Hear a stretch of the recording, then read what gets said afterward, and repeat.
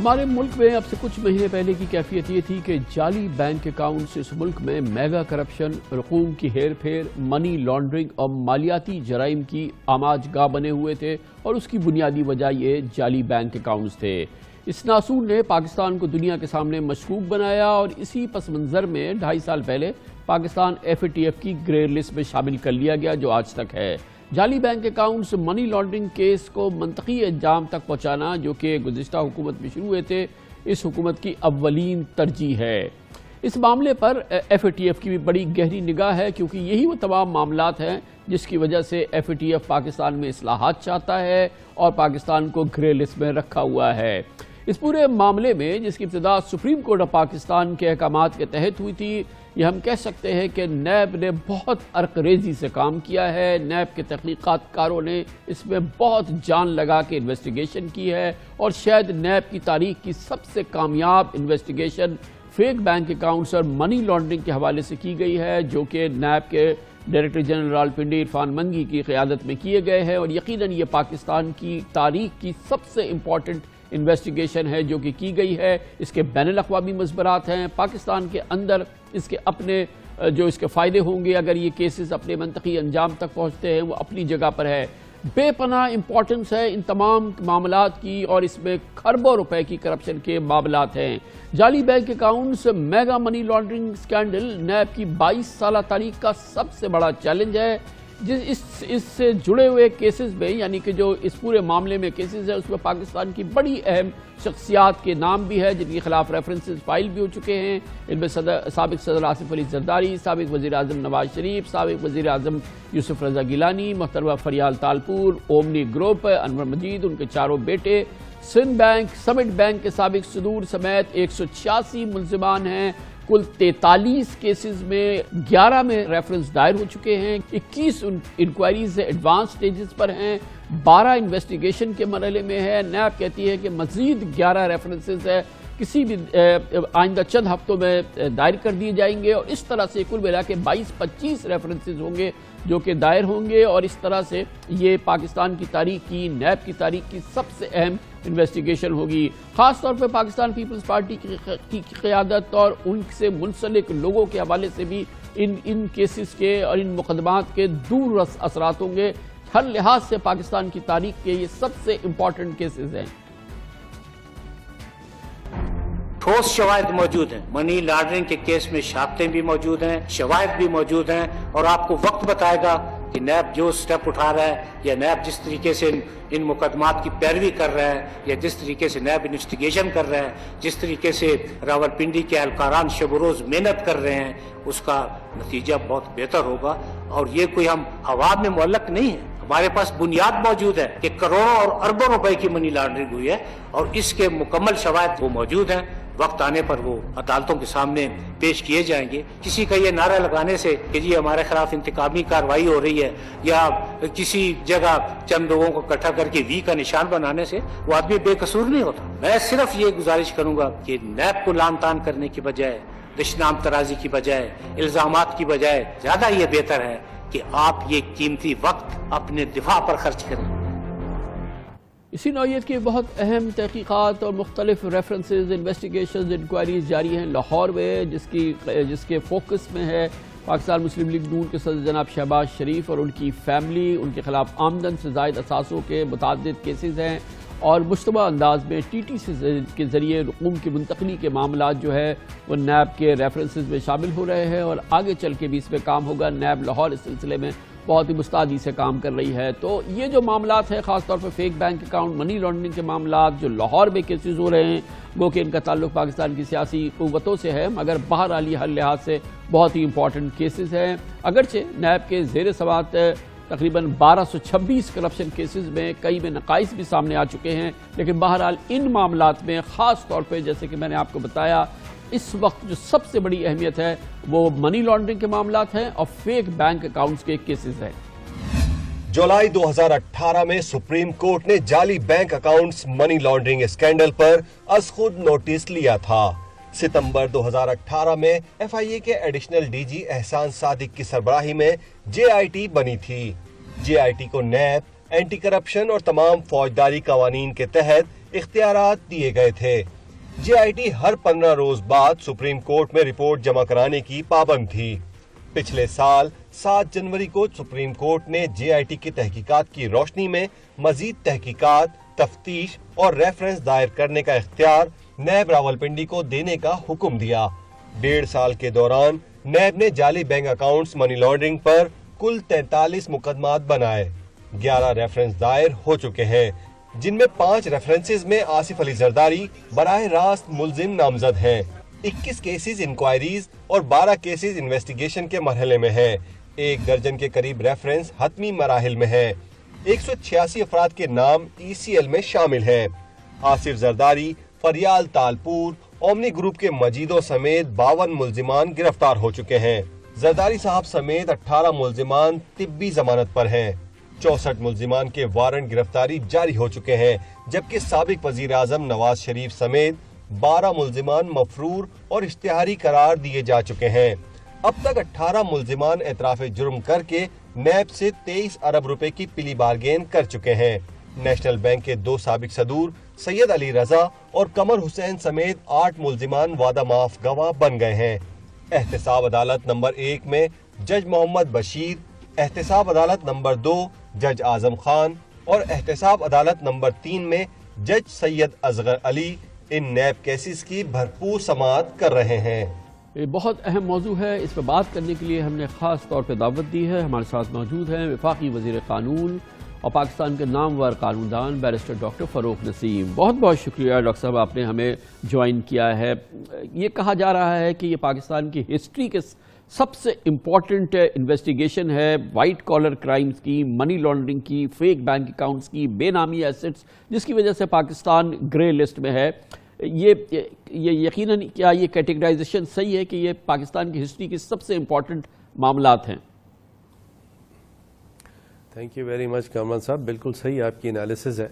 نہ صرف یہ فیٹف کی کمپلائنس کے لیے بڑا ضروری ہے ان کیسز میں ایکسپیڈائٹ ہو کے ان کے فیصلے ہونے، بلکہ ساتھ ساتھ یہ پوری جو پاکستان کی جو پولیٹیکل لینڈسکیپ ہے، جو اتنے سال سے جو کہ کرپشن کے انڈر تمام آپریٹیوز کام کرتے تھے، تو یہ ان کو بھی سمجھیے کہ کلین کرنے کا ایک طریقہ ہے۔ اور پھر ساتھ ساتھ آن اے میکرو فرنٹ، یعنی پوری پاکستان کی اکانومی جو ہے، جو کہ پریڈومننٹلی کہا جاتا ہے کہ اس کے اندر بلیک اکانومی بھی ہے، تو اس کو وائٹن کرنے کی طرف یہ فیٹف کے سٹیپس بڑے امپورٹنٹ ہیں۔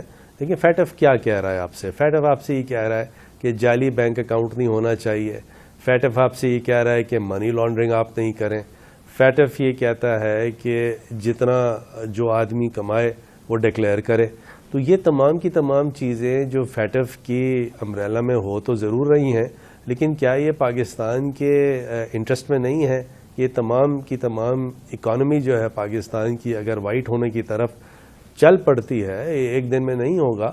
اور ساتھ ساتھ آپ کے جو پولیٹیکل لینڈسکیپ ہے ایک چیک آ جاتا ہے۔ دیکھیے یہ تمام جو پیسے ہیں، جو اتنے بڑے بڑے پیسے ہیں، میں ابھی کسی پہ الزام نہیں لگا رہا، نہ زرداری صاحب پہ لگا رہا ہوں، نہ پیپلز پارٹی پہ لگا رہا ہوں، وہ تو عدالت میں جب تک فائنل ورڈکٹ نہیں آتا۔ لیکن یہ پیسے کہاں سے آئے ہیں؟ اس کی منی ٹریل کیا ہے؟ کیونکہ دیکھیں منی ٹریل آج بھی سب سے امپورٹنٹ کویسچن ہے، چاہے وہ پاناما کیس ہو، چاہے وہ اور کوئی کیس ہو، منی ٹریل کوئی نہیں دے سکتا۔ تو اس کا مطلب یہ ہے کہ پیسے اگر ان ایکسپلینڈ سورسز سے ہیں تو کنسیلمنٹ ہے، کرپشن ہے۔ تو یہ تمام بڑی امپورٹنٹ ایسپیکٹس ہیں جو کہ امپورٹنٹ ہے نا کہ بہرحال یہ انیشیٹ ہوا تھا سپریم کورٹ آف پاکستان کے آرڈر سے، پھر JIT بنی تھی، JIT کی رپورٹ سپریم کورٹ نے گئی تھی، سپریم کورٹ نے فالو اپ ایکشن کیا تھا۔ کیا اب بھی سپریم کورٹ کا کیا ہم کہہ سکتے ہیں کہ اوور سائٹ ان تمام معاملات پہ برقرار ہے؟ میرا نہیں خیال کہ اوور سائٹ ابھی ہے، لیکن یہ بات ضرور ہے کہ اس وقت کے چیف جسٹس جناب ثاقب نثار صاحب کی تعریف کی جائے اس معاملے میں، جسٹس اعجاز الاحسن صاحب کی تعریف کی جائے، present chief justice Gulzar Ahmed صاحب کی تعریف کی جائے۔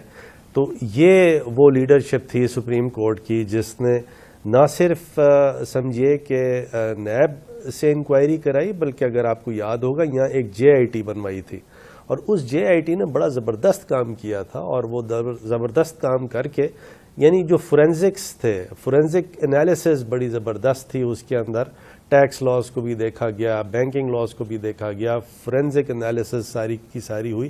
تو یہ سارا کا سارا ڈاکیومنٹری ایویڈنس ہے. آپ کو یہ بھی یاد ہوگا کہ پچھلے دنوں جو ایکویٹل کی کواشمنٹ کی جو اپلیکیشنیں دی تھیں زرداری صاحب نے، وہ بھی ساری ریجیکٹ کر دیں عدالت نے. تو یہ تمام کا تمام کیونکہ ڈاکیومنٹری ایویڈنس ہے، کوئی ایسا نہیں ہے کہ باہر سے بلا کے کسی کو اورل ایویڈنس دینی ہے یا چشمدید گواہ بلانے ہیں.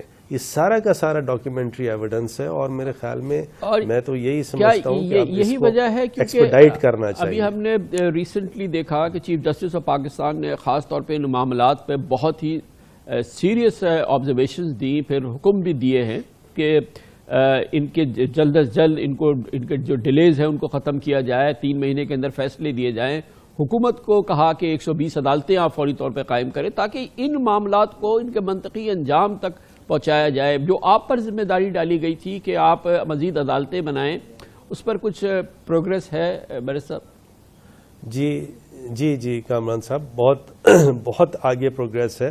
بلکہ پچھلے دنوں اگر آپ نے پیپرز کو، میڈیا کو دیکھا ہوگا تو لا منسٹری نے ایک پروپوزل 120 عدالتوں کا بنایا ہے نیب کی اکاؤنٹیبلٹی کی، اور اس کو فیز وائز لے کے آنا ہے، کیونکہ ایک دن میں ساری چیز جو ہے آپریشنل ہونا ذرا سا مشکل ہوتا ہے.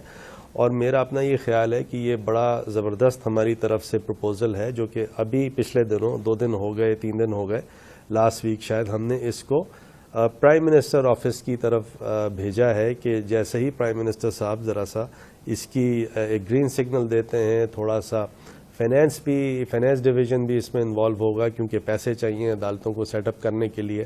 پرائم منسٹر صاحب سے گزارش ہے کہ وہ ڈائریکشنز دیں فینانس ڈپارٹمنٹ کو کہ یہ 120 عدالتیں جو ہیں قائم کرنے کے لیے فنڈز بھی دیں. اور 120 عدالتوں کا کانسیپٹ یہ ہے کہ دیکھیے یہ پچھلے 99 سے جب سے یہ نیب آرڈیننس آیا ہے تو بعض تو بہت کوئی 20 سال پرانے کیسز بھی موجود ہیں. تو وہ تمام کے تمام کیسز جو ہیں ایکسپیڈیشسلی سال 2 سال میں یہ عدالتیں 120 عدالتیں قائم ہوں، پہلے سٹیج میں 60-70 ہوں، 80 ہوں، پھر پوری 120 ہوں، اور یہ عدالتیں تیزی سے کام کر کے سمجھے کہ اپنے فیصلے دیں اور اپنی سلیٹ کو کلین کریں. اور اس کے بعد اس میں آئیڈیا ہوگا، اس میں پروپوزل یہ ہے کہ تھوڑا یہ فلیکسیبل ہوگا. اگر عدالتوں کے پاس کام کم ہو جائے گا تو وہ ان ججز کو دوسری طرف ڈائیورٹ کر دیا جائے گا، وہ دوسرے کیسز دیکھیں. یہ بھی فرمائیے گا، یہ خبریں بہت آتی رہتی ہیں، خاص طور پہ یہ fake bank account money laundering جو کہ پیوٹ ہے ساری اس وقت جو نیب کا کام ہو رہا ہے اس کے اندر کہ جی کہ کوئی بات چیت ہو رہی ہے، آؤٹ آف کورٹ کوئی سیٹلمنٹ ہو جائے گا، ناٹ دا پلی بارگین ہو تو وہ تو خیر نیب کا قانون ہے، مگر وہ کہتے ہیں نہیں کیونکہ کچھ پولیٹیکل کنسیڈریشنز ہیں، آپ گورنمنٹ میں ہوتے ہیں اور آپ کے بغیر تو یہ کچھ نہیں ہو پائے گا. دوسرے لوگ جو ریاست کے اہم ترین لوگ ہیں ان کا کہنا یہ ہے کہ کم واٹ میں اس پہ تو کوئی کمپرومائز ہو ہی نہیں سکتا ان تمام کیسز میں. ایک تو ویسی تمام مقدمات کی جب کی سٹیج میں داخل ہو جاتے ہیں تو کوئی ویسے بھی کچھ نہیں کر سکتا، لیکن اس کو منطقی انجام تک پہنچانا ہے. آپ کی بڑی دسترس ہے اور ظاہر ہے کہ آپ کا اس کا حصہ ہے کہ یہ اس پہ کوئی کمپرومائز تو نہیں ہونے والا نا؟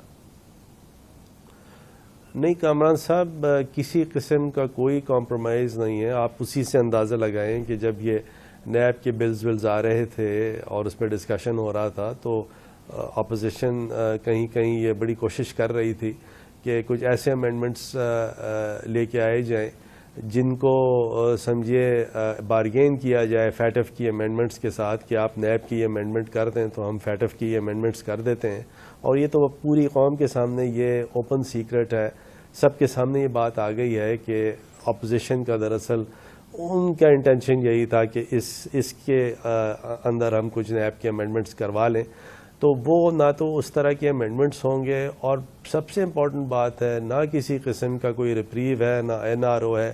کسی کو اگر ایکویٹل لینا ہے تو وہ عدالت سے جا کے ایکویٹل لے، بری ہو جائے.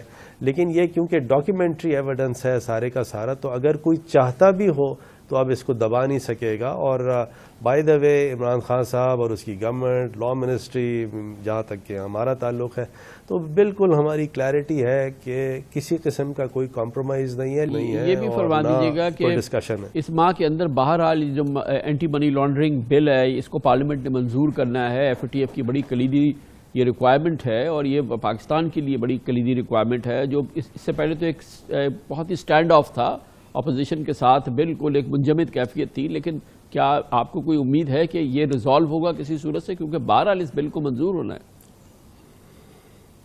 میں آپ سے گزارش کروں کہ یہ اب جوائنٹ سیشن میں جائیں گے یہ بلز، اور میری بعض اپوزیشن کے جو لیڈرز ہیں یا ممبرز ہیں، لیڈرز نہیں ممبرز ہیں، کیونکہ دوستیاں ہماری سب سے ہیں تو میں آئیڈینٹیفیکیشن تو کسی کی ریویل نہیں کروں گا، اور ان کافی میجورٹی جن لوگوں سے میری ملاقات ہوئی ہے یا ڈسکشن ہوا ہے تو وہ اسی طرح کی بات کرتے ہیں کہ دیکھیے ہمارے لیے پاکستان پہلے ہے. پاکستان کسی طرح بھی ہم نہیں چاہتے کہ پاکستان جو ہے وہ فیٹف کی گرے لسٹ میں رہے، تو اس کو دیکھنا بڑا ضروری ہے. اپوزیشن جو ہے وہ پلیز اس کو اپنی آنکھیں کھولے اور پاکستان کا جو لارجر انٹرسٹ ہے اس کو ضرور دیکھیں. نمبرز کی صورتحال ہے، اگر یہ جوائنٹ سیشن میں جاتا ہے تو وہ نمبرز کمفرٹیبل ہے کہ آپ کو کیا لگتا ہے کہ جو بھی اس وقت صورتحال ہے کہ یہ اٹ ول سیل تھرو، وہاں سے نکل جائے گا، پاس ہو جائے گا؟ میرا اپنا خیال یہ ہے کہ جب یہ جوائنٹ سیشن میں جائے گا تو اتنی میجورٹی نہیں ہے اپوزیشن ممبران کی، اور کیونکہ بہت سے ایسے ممبرز ہیں جو کہ اب یہ اوپن بات کر رہے ہیں کہ نہیں ہم پاکستان کو پہلے دیکھیں گے، تو میرا یہ خیال ہے کہ یہ اپوزیشن کے لیے ایک بڑا سمجھے کہ ایک چیلنج ہے کہ کیا وہ پاکستان کے فیور میں، پاکستان کے حق میں جو چیز ہے اس کی طرف جاتے ہیں، یا اپنے کیسز اور اپنی کرپشن بچانے کے جو چیزیں ہیں اس کی طرف جائیں گے. بہت بہت شکریہ، بہت شکریہ بیرسٹر ڈاکٹر فروغ نسیم ہمارے ساتھ موجود ہیں.